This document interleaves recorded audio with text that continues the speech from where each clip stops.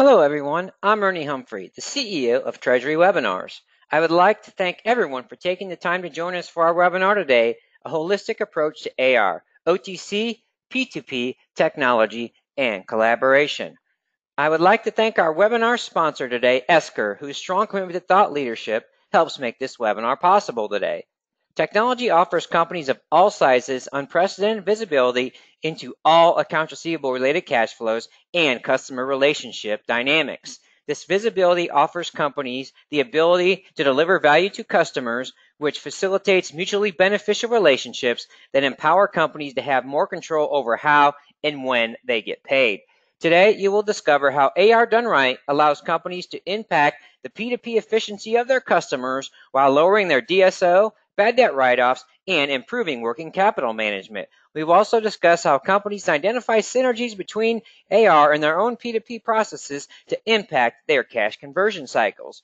Before I delve into the content, I'm going to offer a few quick words about Treasury Webinars, cover a few housekeeping items, and then I'm going to review our learning objectives for the webinar today as they offer the pillars of our value proposition to you in investing an hour of your valuable time with us today.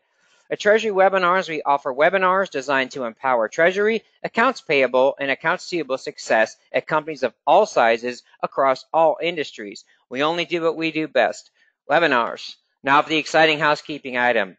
For those of you who are interested in receiving CTP credits for today's webinar, you'll have to answer all of our polling questions, remain online for the duration of the webinar, and take our post-webinar survey. If you have any questions regarding CTP credit, please send an email to ernie@treasurywebinars.com. Again, CTP credits, please send an email to ernie@treasurywebinars.com.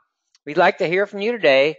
I can take your questions at any time in the questions/chat area in your GoToWebinar control panel. I'll do my best to get to your questions during the Q&A session at the tail end of the webinar, time permitting. If not, we will follow up with you directly after the webinar to address your questions. Finally, we appreciate your consideration in taking a short survey at the end of our webinar today, as we always strive to improve the ROI we offer our event attendees for their valuable times.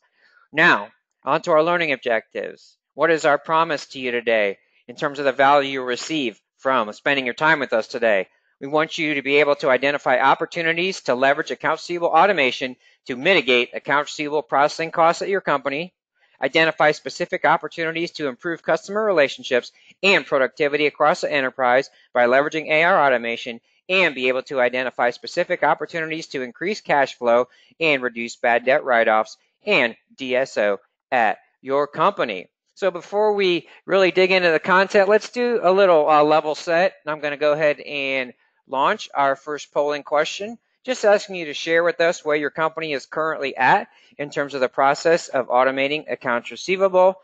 We have just starting, maybe you're in the discovery phase, maybe you're currently evaluating AR automation solutions, maybe you have a short list, maybe you're implementing or have an AR automation solution in place, or you may not know at this time. I appreciate everyone's consideration in answering all of our polling questions here today. A quick reminder, those of you who are interested in receiving CTP credits for today's webinar, you will have to answer all of our polling questions here today. So in order to be mindful of our time, I'm going to go ahead and leave up our polling question for another 3 or 4 seconds or so, and then I'm going to go ahead and close the poll. Then we're going to take a quick look at the results, and then we're going to dig into order to cash. The first thing we're going to do is we're going to do an overview of order to cash. I found with my partner, they have some outstanding diagrams and really ways for companies to really evaluate where they're at, right, in terms of AR excellence. So what I always talk about is you need to know where you're at, right, and where you want to go, and then how you're going to get there. So the first step is where you're at. So I think there's some really compelling content to help you assess where you're at. And as you do that, you'll start to identify opportunities to make improvements, and the business case for AR automation will make itself. So let's go ahead and share the results.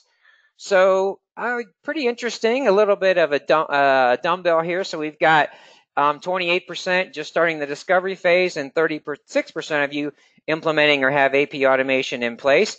And those of you that don't know, this is your main takeaway from the webinar. It would be awesome for you to find out, especially for my Treasury professionals in the audience. So really what we should be looking to do in Treasury and Finance is own that cash conversion cycle. So we should be looking at, how are we doing that in taking control of our AP and our AR, of course, as well.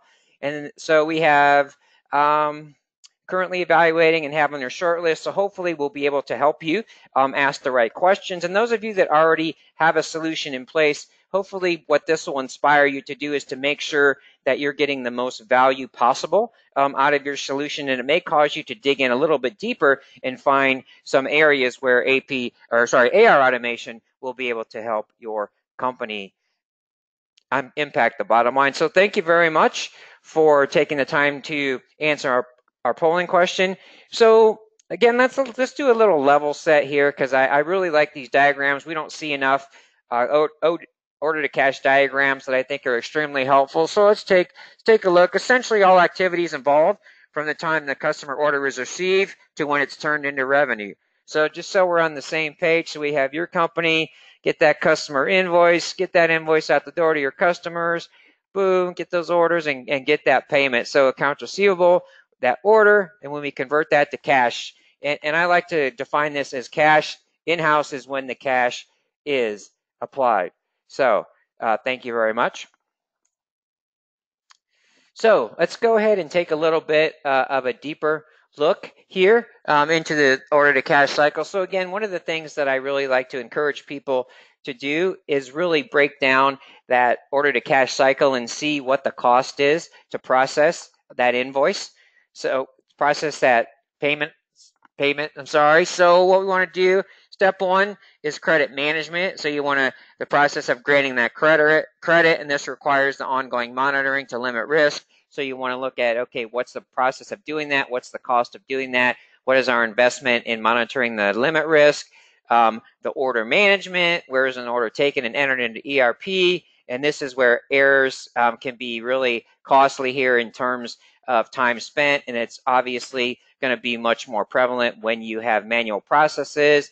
And then your order fulfillment, verifying the correct quantities are available to fulfill the order request.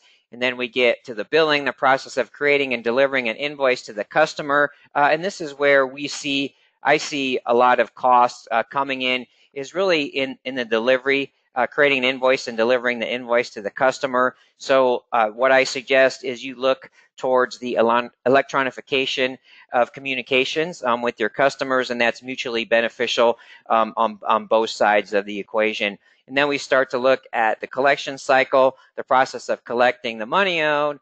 And then in this area, of course, late payments affect cash flow, can lead us to have suboptimal working capital management, can cost us to borrow money when we don't need it, can cost us to enter into foreign exchange transactions when we don't need to, and then more time that we see that inflates AR processing costs, deductions, and dispute management. So I've seen statistics where folks spend hours of the day, maybe 4, 5, 6, maybe their entire day doing this. And what we'll see as we go through the webinar is AR automation can mitigate the time spent on this dispute management. And in terms of deductions, when you can start to recognize patterns by customers, you can cut those off at the pass. And also what we're seeing is that we're looking at, once we identify patterns, we can also look at how to do that most effectively. Is it an email? Is it a phone call? And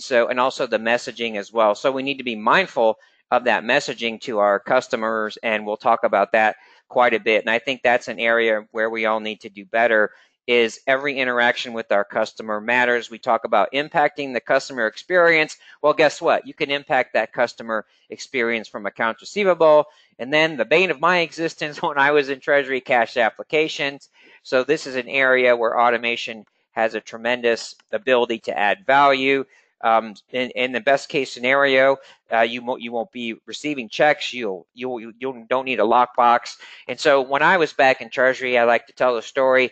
We had a big customer of ours. We had a lockbox because we didn't have any automation going on, really, and it took our cash application specialist like a week in order to apply that payment. So first of all, a lot of time spent, unnecessary time spent, but also the invoices weren't getting cleared from that account. So if that customer would have been bumping up against our credit limit, it could have made our credit manager put a hold on our customer, one of our biggest customers. Let's think about how happy that's going to make our customers. So effective cash application is absolutely important. So again, I would strongly encourage you, if you haven't done this, end-to-end, OTC, people, process, technology, build up the cost from that whole cycle.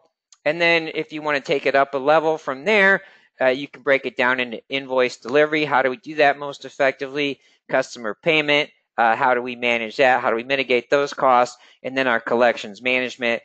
How do we get paid on our terms, get paid in a way that we can do that? Cash applications, and mitigate the time that we're spending on our side in chasing down money and having communications that aren't effective and causing relationship issues with our customers. So when we're looking at where we're at, metrics are often important. So just some macro level metrics used to assess overall AR success. So this won't be surprising to you. So we have DSO, day sales outstanding, DDO, bad debt write-offs, cash projection accuracy, and also the cost of AR operations. So I'm going to go ahead and launch our next polling question, just asking you which of the following metrics do you feel is more important to track? Do you think that deduction days outstanding? Do you say DSO, bad debt write-offs, or AR operations? Just kind of some color here around this. So what I see in terms of metrics is that if we're delivering metrics and reporting, we need to look at the consumers of our information. So I usually see there's a breakdown of maybe the executives, the C-suite, and then more of at the manager level. So it may be the case that what we see is that based on the demographics of our audience, there may be more of a tilt towards the cost of AR operations. But those of you who are really managing AR, you might have a little bit different perspective, and it might be the DSO. And then those of you that are AR analysts, and you may be in the collection world and taking disputes, you might have DDO might be most important to you.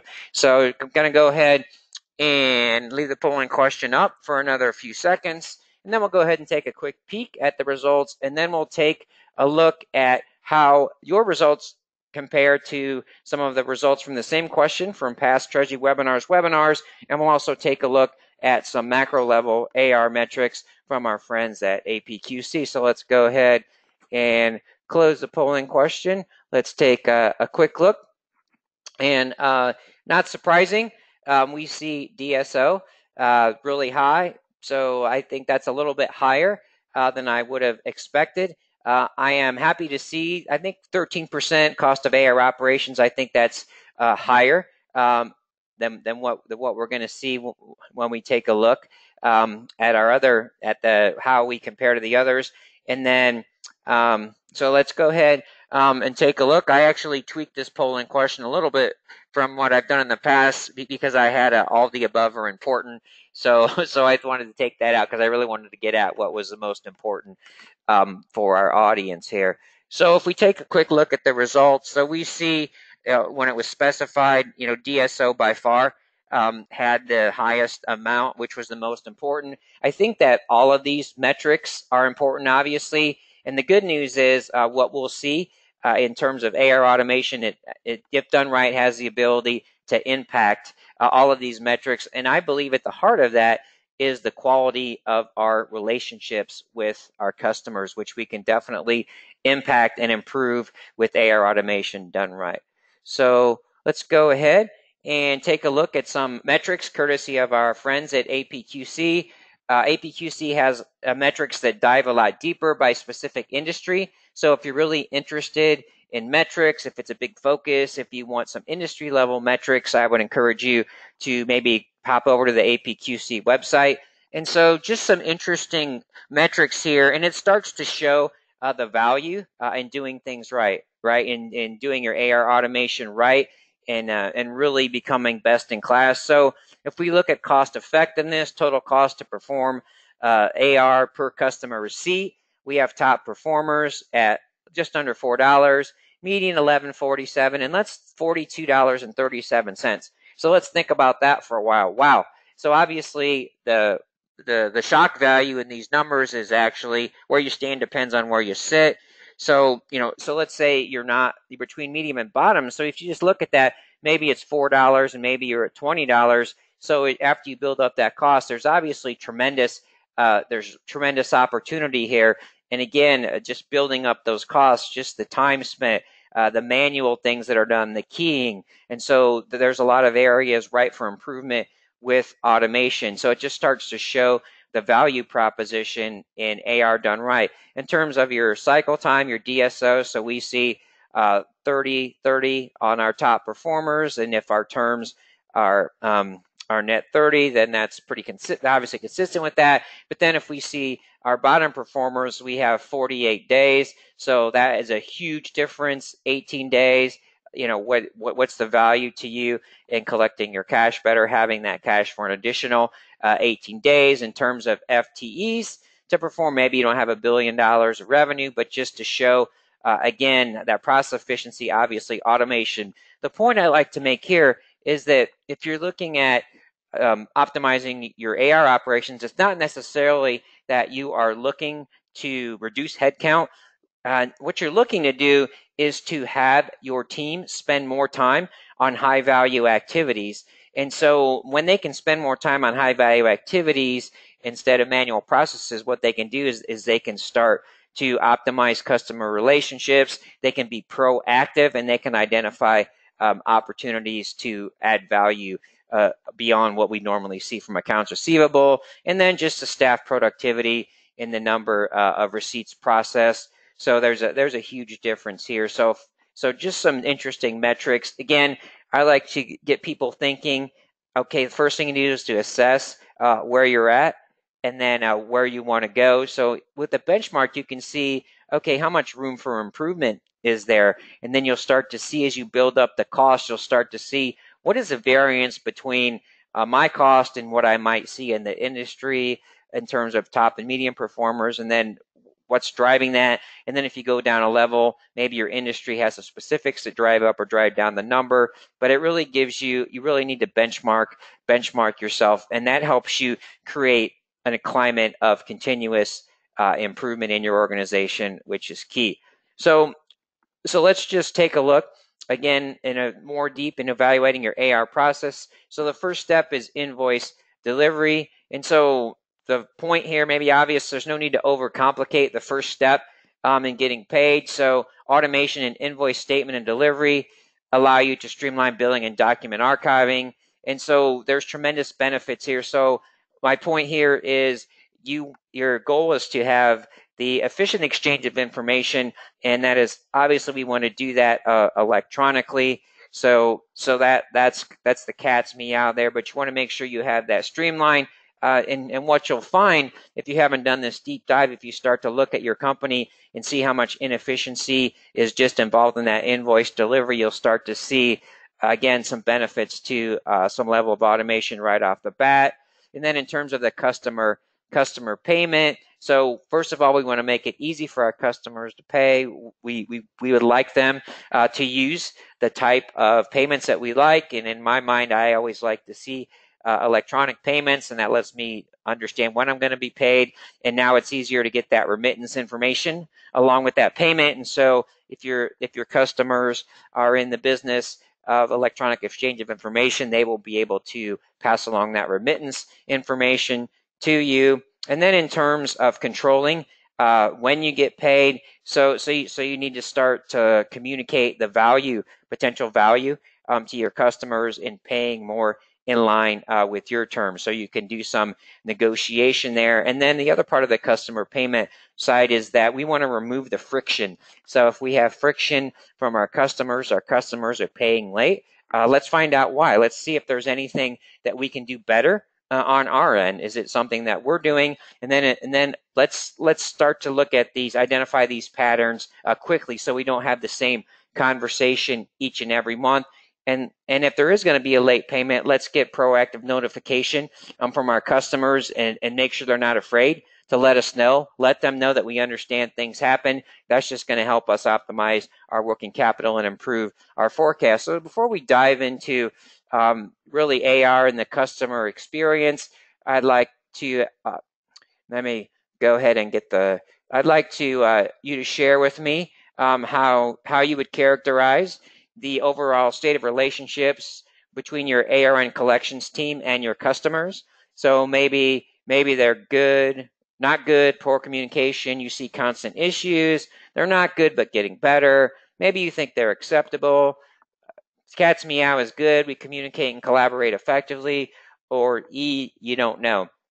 So what I've been seeing in the world of AR, which I'm glad to see, is there's more attention being paid to how the AR professionals, AR folks, analysts, collections team is communicating with the customers. And so it's not hard to create friction with our customers, and good relationships mean you get paid at all, and you can get paid on your terms, and you can figure out how to add value. If you have excellence in accounts receivable on your end, you can help facilitate excellence on the P2P side on your customers side as well. So I'm going to go ahead and leave the polling question up for a few more seconds, and then we'll take a quick peek and how your results compare with others who have answered the same question on Treasury webinars, and then we'll dig in to AR and the customer experience. So let's go ahead and close the polling question. Let's go ahead and take a quick peek at the results. So the good news is 26% of you are good, so I'm glad to see that. So communicate and collaborate effectively, I think that's about in line with what we see, but that means that 74% of you, we have some room for improvement. And those of you who are in the 19%, I don't know. I think that's very important. For you, anyone in the office of the CFO, I think that is extremely important there. So again, owning that cash conversion cycle, we need to understand all the ways that we are communicating with our customers. And believe it or not, we are going to have to, we should engage our sales professionals as well. So I think we should engage our sales professionals and collaborate with them in how our AR team is communicating with the customers, and let them take a look at that messaging, because when things when things go wrong, who's it going to go to? It's going to go to your sales guy, and he's going to get blindsided, and that can help the relationships between your AR and finance team and your sales. So thank you very much, everyone, for answering the polling question. So let's go ahead and take a look at your responses versus what we've seen before. Pretty consistent, a little bit more in the acceptable range from our audience. Pretty good, pretty consistent here with good, communicate and collaborate effectively, so that's good. We have a little bit about the same, and I don't know, so pretty consistent. But again, I think there's always opportunities for improvement. So even if you're in good, we can make it great. A lot of that has to do with, among other things, the visibility that we have, 360 visibility into all interactions with your customers and all activity related to payments, maybe disputes, deduction, who's communicating with them, maybe how, maybe the frequency. And so there's always room to, when the sales folks are having their meetings, right, with your customers, one of the things you should focus on and getting on the survey is how would you characterize the interaction with their accounts receivable team, and it might get them to ask the question internally as well. But we want to make sure that our customer is happy in all of our interactions with them, and this gets to my point. Accounts receivable actions and inaction, they impact customer relationships, so we want to provide consistent and proactive, right, supports from accounts receivable. We absolutely want to get paid, of course, and we want to get paid as soon as possible, but we have to be mindful of our customers and how we communicate with them, what works best, and be mindful not to be wasting time on their end. Each interaction with the customer matters. I can't stress this enough. So I would encourage finance leaders to sit in on conversations with AR when they're interacting with customers. I would even let my sales guys be involved as well. So we need to be mindful of that. And I guarantee if your sales guys are on the phone with your AR person, once you train them up and let them know people are going to be listening, they are going to be more mindful in having each conversation should be positive. and the tone of the interaction matters. And I mentioned before, visibility into all interactions within and across department is the key to managing all AR related interactions with customers. So we don't want to be managed in silos per the title of this webinar, holistic approach. If you have silos between different areas of accounts receivable, we want to make sure that we have that visibility into and across those interactions. And then a couple other things, the ability to manage disputes in one place is great, and it allows only necessary communication with customers. So again, we want to have that consistent message. We want to mitigate that communication. It needs to be necessary. One of the things that we don't like to see is people get stuck in this Dunning strategy where maybe they just pound out emails all the time. You have the same strategy for every customer. That does not work. You want to be able to identify patterns, what works with specific customers, maybe at specific industries. And so you want to make sure that you optimize those interactions. So with every communication, you should have a goal. What's the goal of my interaction? Is it met? Is it not met? Why? Why is it not being met? Is it the frequency? Is it the tone? Is it the method? And those are all things that Leading Solutions can help you with.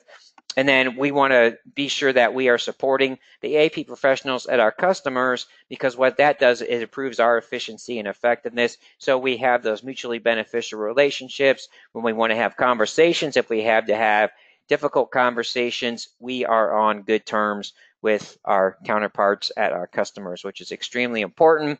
And then in terms of how you can collaborate on the P2P side, improving them, you should invest in understanding the AP challenges of your customer. So maybe you can engage your AP folks at your side and see if there's ways. So it's like, how can I help me help you, right? So there's challenges in getting you paid. Maybe you can help them on the AP side. Maybe they're not in terms of electronification. Maybe there's payment types, and so it's just a win-win situation. Again, we want that electronification of information exchange, and then you should educate the customers on the value of electronic payments. That allows you to have much better visibility into when you're going to get paid and know when that's going to happen, improve our cash forecasting accuracy. You should work in tandem to identify opportunities for early discount opportunities, if that makes sense.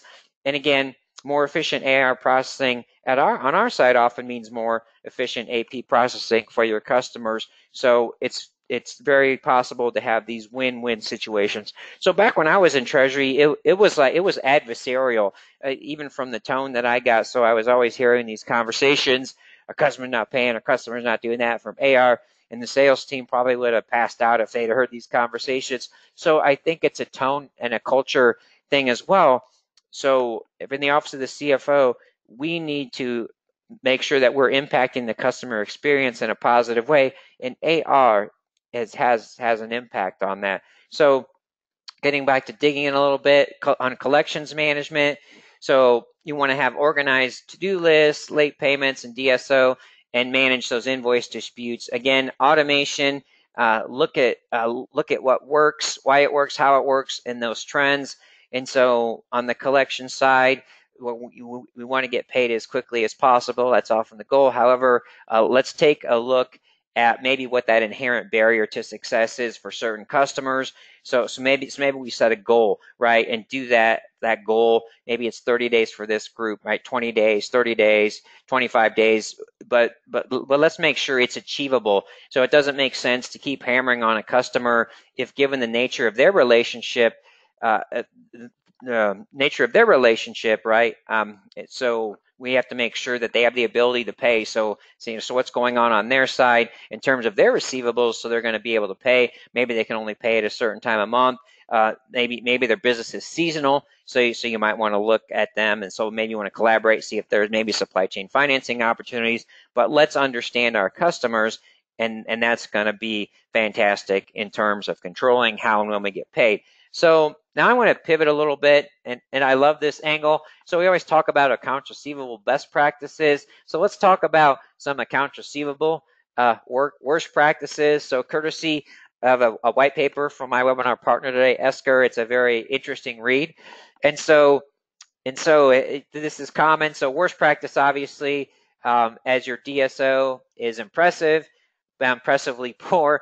So one of the things that really can help drive that DSO, or can really help inflate it, is it takes so long to get an invoice to the customer.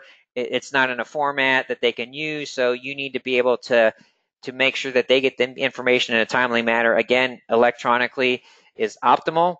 And then maybe your AR team are experts at printing, entering, sorting, and folding. That's what we don't want. And so when we have that manual processing, what we'll see is a high allocation of the time of our AR team members on non-value add activities. So one of the metrics that I would suggest that you look at in terms of your AR team is how much time is being spent, right, on these manual repetitive tasks, and we want that to be mitigated. And then obviously, if you look at printing, entering, sorting, folding, what that implies is there's paper being shuffled back and forth, and so we want to see if we can get away from paper in all of our communication. So that DSO average is high. We don't want that.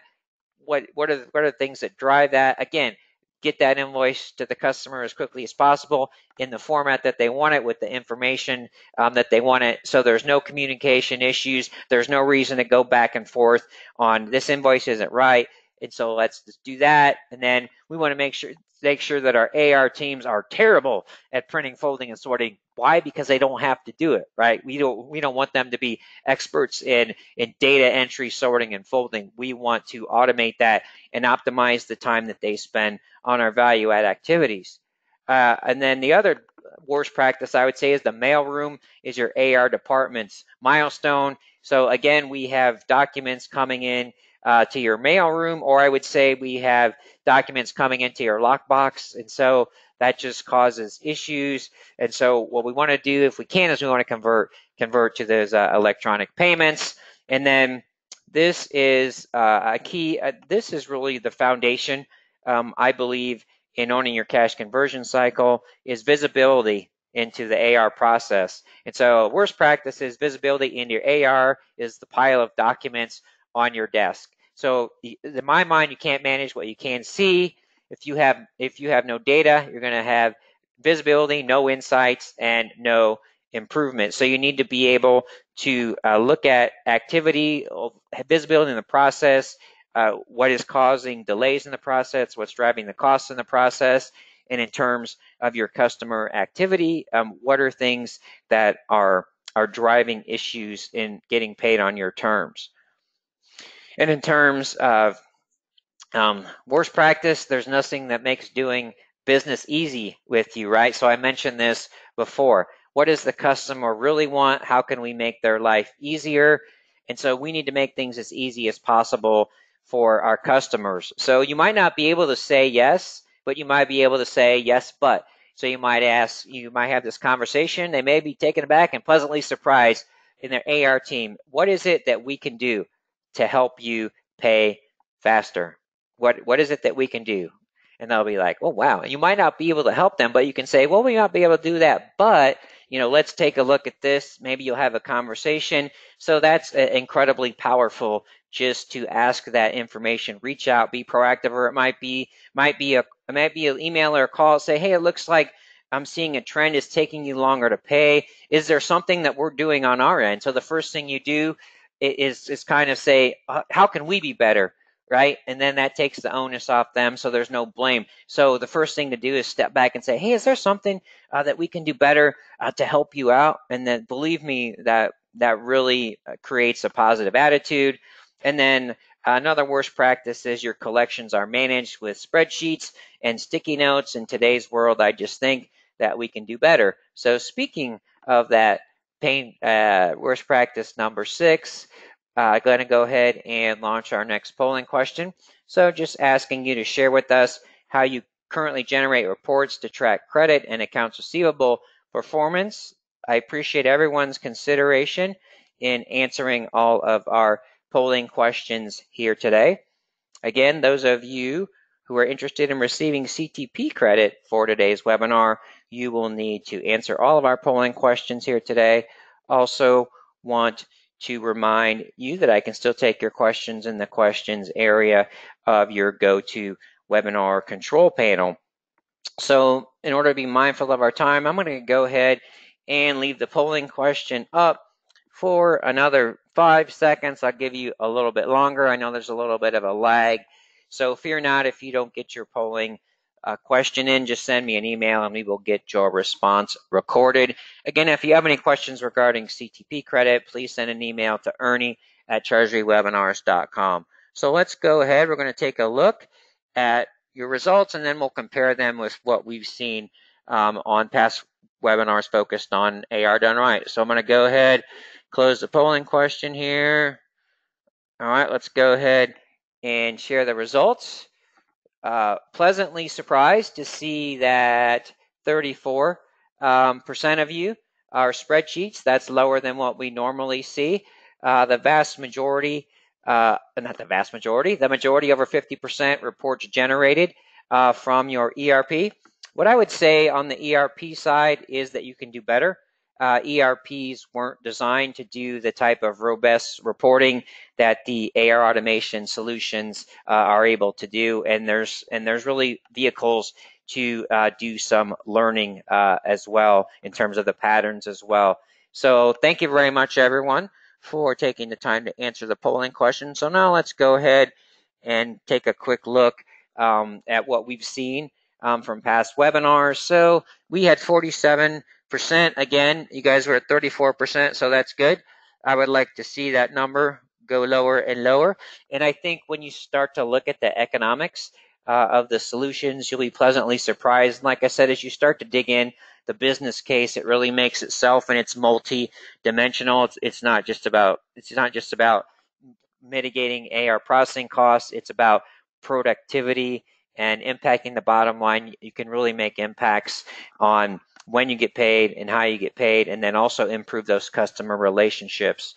And so again, a little bit higher here on the spreadsheet side, a little bit lower on the ERP. So a big focus there. But I think what you'll see as you start to look at you go out and do some research, you'll see the AR automation solutions are very cost effective, and they can be game changers from you in terms of the value of AR at your company. So let's go ahead and take a look at our last worst practice. You think you're in compliance with international e-invoicing regulations, and you are not.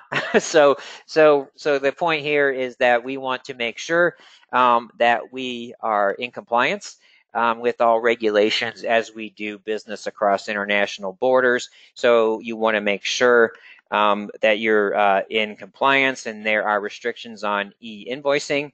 And so you must have to make sure you do that, and especially if you have a decentralized AR operation. So you've got to make sure that you're in compliance with those regulations. So I hope you found those worst practices compelling. I found it very compelling and very unique.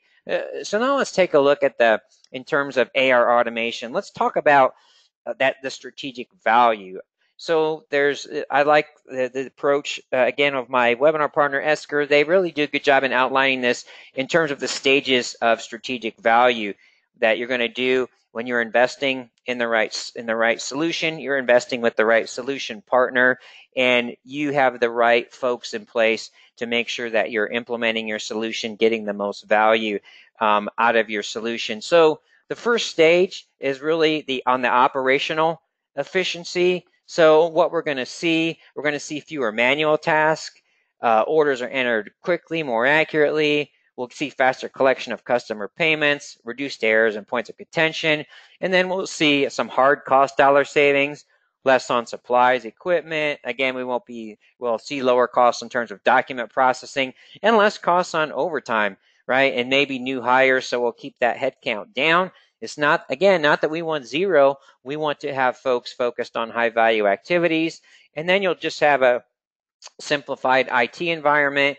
You'll have some system consolidation, and so you'll really need fewer resources to govern systems. And then if you're in a cloud-based environment, you have continuous software upgrades, so you don't have to worry about your IT team managing patches and going through that whole process. And then also the reliance on your IT team can go down tremendously. So those of you who are leveraging reports from your ERP system, I would imagine that there's potentially some IT involvement in there, maybe some heavy IT involvement. Maybe you even have to submit requests to run reports. And so you can just imagine how much more beneficial it would be for self-service. And then you can do all sorts of things like maybe look at scenario analysis. It's just going to help you really understand, be able to think on the fly, and it also helps with your business agility. If you have to go to IT to run a report, maybe there's a urgent issue, a customer, or I want to see what's going on.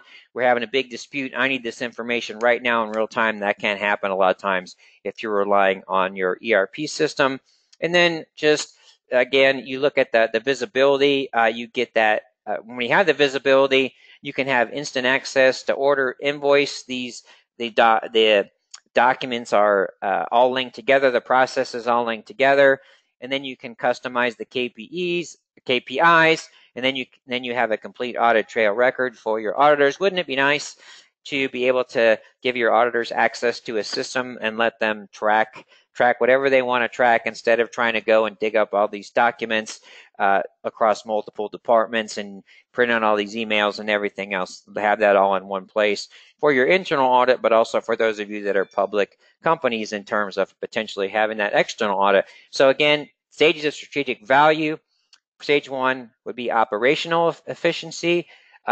Stage 2, which I love, improved experience for my AR team, right? I like to say AP today for some reason. I don't know why. So improved experience for my AR team and my customers. That is amazing. So improved experience means happier employees, more productive, right? Employees, more time for customer-facing tasks. We communicate with them more effectively and efficiently. You can have greater control over planning over daily activities. You're not going to get buried in paper. You're not going to be working out of your inbox, which might be paper all the time. And then you can have increased mobility. And then folks in AR can start to see that path of career advancement, right? So if you're doing strategic activities, it's going to give you the agility. Hey, you really understand customers. Maybe you can go into sales. Maybe you want to go into treasury. Maybe you want to be the CFO, right? And that improved experience. We talked about this.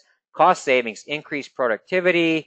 As we make our experience more positive, we have lower staff turnover, and then we have saved money from lower customer churn and employee churn and customer issues. And so again, this has been a big focus for me today. Happier customers, right? Orders are delivered accurately and on time. They have self-service access into any order. They receive invoices and make payments by preference. And then we offer faster dispute creation and resolution. So this is where I think there's tremendous value here. So when we have happier customers, this really drives AR excellence, right, across all areas and processes. And then happier customers also means more collaboration, better company to customer communication. Again, you need to see how it's being done now and why, the frequency, the messaging, and then you want that harmonization across departments and subsidiaries. And then what you can also do is have some increased accountability on the individual and team level. So this is, if I had to pick on the strategic value, the stages that we'll go over, this experience, I think really sets the foundation for that culture of continued excellence, and really sets the stage for you to do that. And then stage 3 is what I like to talk about in a lot of my webinars, is business agility. So how able are you to respond to changes in market conditions? Maybe you make an acquisition, you're going into different markets. So as the dynamics of your customers change, are you able to make those, collect that money, right, as effectively as you have before, and even continue to get better? Maybe you're not going into markets that have foreign currencies and risk exposures. So we want to make sure that we have that business agility in order to make sure that we are offering a good customer experience from our AR department. So in a sense, what we can do with AR done right, we can future-proof our growth. So last thing we want to do is have our AR house not be in order and then make an acquisition that is as big as our company, or if we're going into completely different markets, completely different characteristics, and we're not ready to service our customers. So even though they're paying us, we need to service our customers from AR.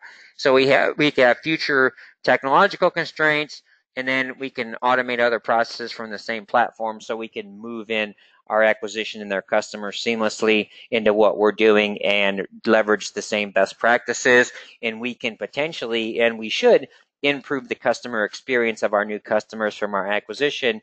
And so that obviously would be outstanding. And then also that business agility allows us to capitalize on new opportunities, allows us to feel comfortable with expansion into new markets. So that visibility, the proactive nature of things, just being able to really identify these opportunities, but be able to respond to market dynamics. A lot of times, companies that are most equipped to respond to market dynamics are the ones that benefit. So some companies may see change and variance as bad, but if your company has the ability to embrace those changes and not have to worry about conducting business as usual in order to capitalize on those opportunities when market dynamics change and processing change, then you're going to have a competitive advantage. How about that? Competitive advantage from accounts receivable. I think it's absolutely possible in today's world.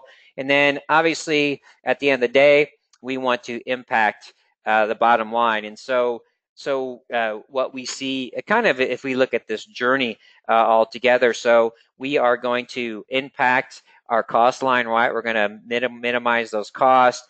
We're also going to make our employees more productive. And so that can help us impact the bottom line and top line revenue. We want to facilitate better relationships with our customers. That gives us a top line revenue impact. We are focused on facilitating business agility. What does that do? Business agility fosters that top line growth. So when we look at it, when you start to look at, we'll look at this a little later, ways that AR automation done right impacts the bottom line. So there's your business case to your CFO and CEO. I'll give you 10 ways that AR done right impacts the bottom line. Everybody speaks that language, so help you make that business case. So let's just take a quick look at some case studies, success studies, which are courtesy of my webinar partner today, Esker. So first one we'll take a look at is we'll have a Trek. Trek Bike is a privately owned company in the Midwest, Waterloo, Wisconsin, not too far away from me. I'm in Indianapolis.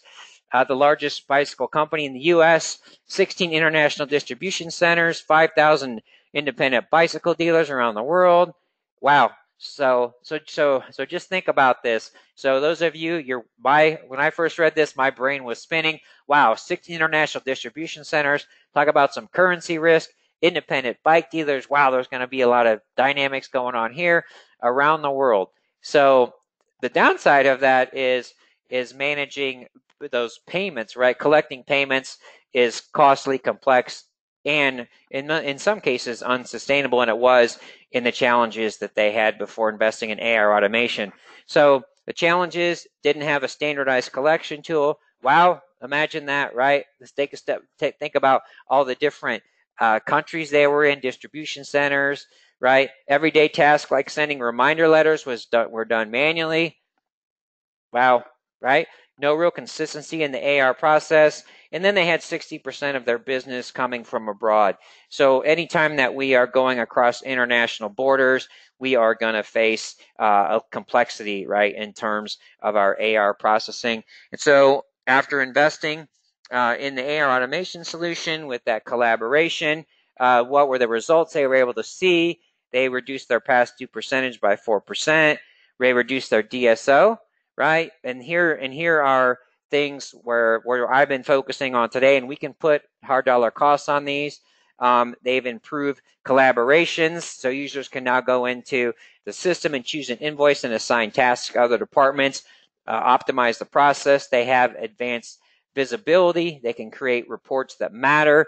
They have higher customer satisfaction. Wow, customers have access to a self-service portal. So that's going to continue to make that reduced past due percentage go down. And then they have the increased productivity. We're able to reallocate to doing more time on more reallocated employees, not only to do more important work within the AR, but also to reallocate them to more critical business positions. So possibly they were only doing manual tasks. Maybe they were able to go into sales, or maybe they were able to go into finance and use all the skills that they had gleaned from their AR experience. So just an interesting business case. And then another case study, Fireproof Records Center is an Ohio-based document imaging and management company. So some challenges they faced. They received they serviced 1,700 accounts with a collection team of 2. Gasp, wow. The number of new accounts was rising by 15 to 20% a month. So they were actually underwater, for so to speak, to start with. And then they were having a high growth rate as well. Two things that growth is awesome, but being underwater and not being ready for growth, which we said can be extremely costly. So the results, they increased on-time customer payments. They were able to do that with an online portal and payment options. They reduced the total outstanding AR balance by 5 to 10%. Wow, that's a big number. Increase their productivity, and then they enhance their visibility. So what we see here, this is just part of the value proposition. So in making their business case, they would say, we're going to be able to increase on-time customer payments. We're going to improve our activity. We're going to enhance our product, our visibility, and this is how it's going to add value. We're going to reduce our AR balance. And so they're making that business case. We can reduce it by boom, boom, boom, make that happen, and then communicate that success on an ongoing basis. So I think those are some interesting case studies. Okay, here we go. So here's your business case for those of you who are looking at investing in AR automation solutions. Even if you have that short list, these are things that you should be able to realize from investing in AR automation. So bottom line impacts: removes manual processing and associated errors. That lowers your AR processing cost. Mitigates time wasted internally, communicating within and across about AR-related issues. That also lowers your AR processing costs. AR automation mitigates bad debt write-offs. Obviously, that impacts the bottom line in a positive way. AR automation mitigates disputes with customers by removing asymmetry of information. So that's one thing I didn't really talk about here. Whenever you have an asymmetry of information with your partners, you're not looking at the same thing at the same time. You can't look at the same information at the same time. That's going to cause problems, and that gives someone an excuse, right, for not paying. Well, I don't have that information. I don't have that invoice. Oh, I see in my system here, it looks like that email was sent. It looks like it was open. Oh, right? So that kind of removes some of those conversations. And then it facilitates effective communication, and that improves our collection. We talked about this. AR automation improves the productivity of all those involved in processing receivables, allowing them to focus more on value-add activities. AR automation improves the customer experience. This adds value to customer relationships. What does this do? Improves the timing of collection and the type of payments received. That lowers our AR processing costs, improves our working capital management. AR automation lowers AP processing costs for customers, which positively impacts customer relationships. So AR done right can help lower the AP processing costs for our customers as well. Win-win. It can eliminate the need for a lockbox, which can eliminate all lockbox-related fees. AR automation improves the forecasting of cash. This leads to improved working capital management.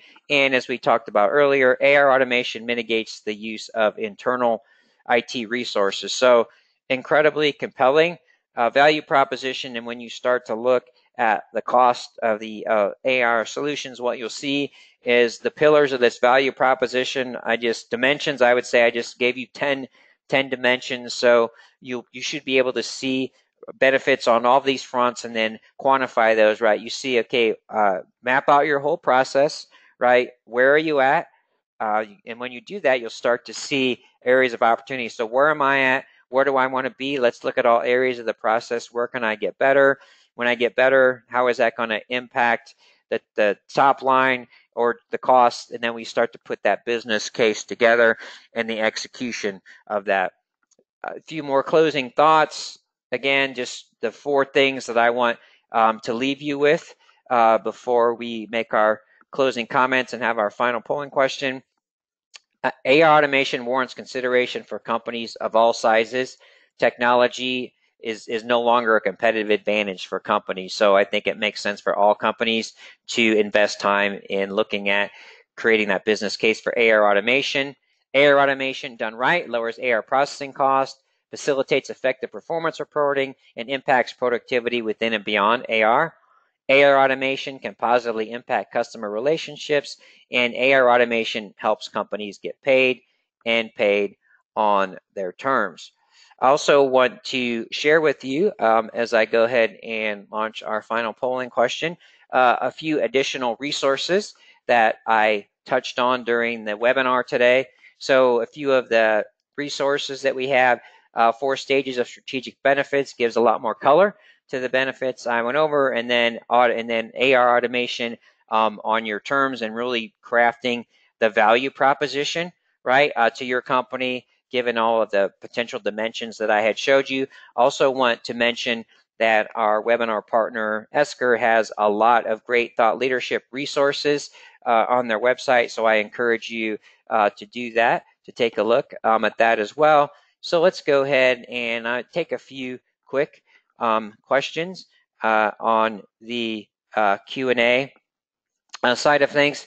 So the first question would be kind of a couple of questions around what is the low-hanging fruit in making that business case. Well, some of that depends where you stand, depends on where you sit, but I would say just in terms of the processing costs. So after you make that investment in really mapping out your processes, and you start to look at all of the time and money, so look at all the manual process, all the paper that's going on. That's one. But the other part would be just when you start to look at the amount of time that is spent on non-value add activities, I think that you will start to see the business case make itself.